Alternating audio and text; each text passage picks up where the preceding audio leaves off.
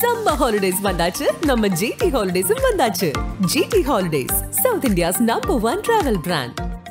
பழைய நகையை கொடுத்து வைட் 11 monthsல அதே அடைக்கு புது நகையை எடுத்துக்கோங்க. எக்ஸ்ட்ராவா ₹1 தர வேண்டாம். Magic old gold exchange.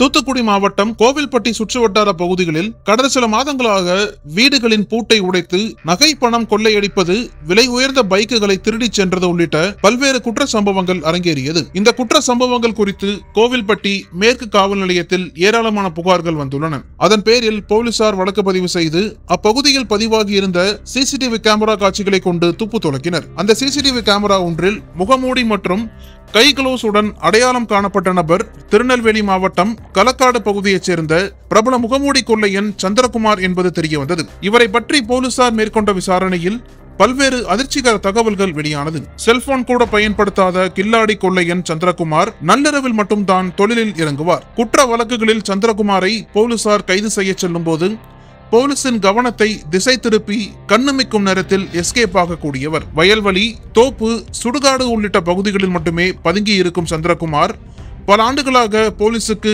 டிமிக்கி கொடுத்து வந்துள்ளார். இதையடுத்து கோவில்பட்டி டிஎஸ்பி ஜெகநாதன், இன்ஸ்பெக்டர் நவநீத கிருஷ்ணன் அடங்கிய தனிப்படை போலீஸ் டீம் களக்காடு பகுதிக்கு விரைந்தது. 2 நாட்களாக அங்கு முகாமிட்டு கண்காணித்ததில் களக்காடு அடுத்துள்ள கீழ காடு வெட்டி வனப்பகுதியில் தனியாக இருந்த தோப்பு வீடு ஒன்றில் கொள்ளையன் சந்திரகுமார் பதுங்கி இருப்பதை உறுதி செய்தனர். இதனிடையே கடந்த 25ஆம் தேதி அதிகாலையில் அந்த வீட்டை ரவுண்ட் அப் செய்த போலீசார் வனப்பகுதியில் இருந்த மரங்களுக்கு இடையே மறைந்திருந்தபடி அந்த வீட்டை நோக்கி கற்களை வீசியுள்ளனர். அப்போது அந்த வீட்டில் இருந்து வெளியே வந்த கொள்ளையன் சந்திரகுமாரை தயார் நிலையில் காத்திருந்த போலீஸ் டீம் அவரை சுற்றி வளைத்து துப்பாக்கி முனையில் கைது செய்தது. அதன் பிறகு சந்திரகுமாரை ஸ்டேஷனுக்கு அழைத்து வந்து முறைப்படி விசாரணை நடத்தியதில் பல்வேறு தகவல்கள் வெளியானது. கடந்த 2011ஆம் ஆண்டு முதல் 2025ஆம் ஆண்டு வரை தமிழ்நாடு முழுவதும் 55 திருட்டு வழக்குகளில் தொடர்புடைய சந்திரகுமார் தூத்துக்குடி, திருநெல்வேலி, தென்காசி, கன்னியாகுமரி உள்ளிட்ட 6 மாவட்டங்களில் கைவரிசை காட்டியிருக்கிறார்.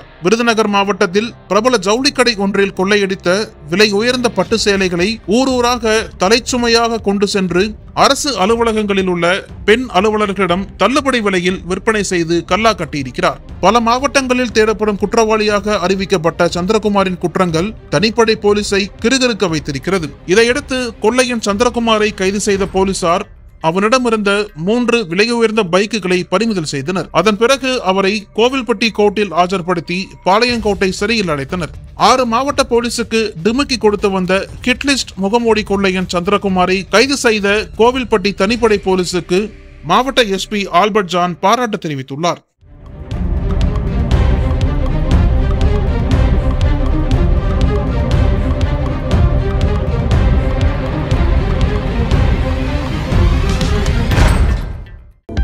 அனல் பறக்கும் செய்திகளை அப்டேட் செய்து கொள்ள நக்கீரன் களத்தை இப்பவே சப்ஸ்கிரைப் பண்ணுங்க.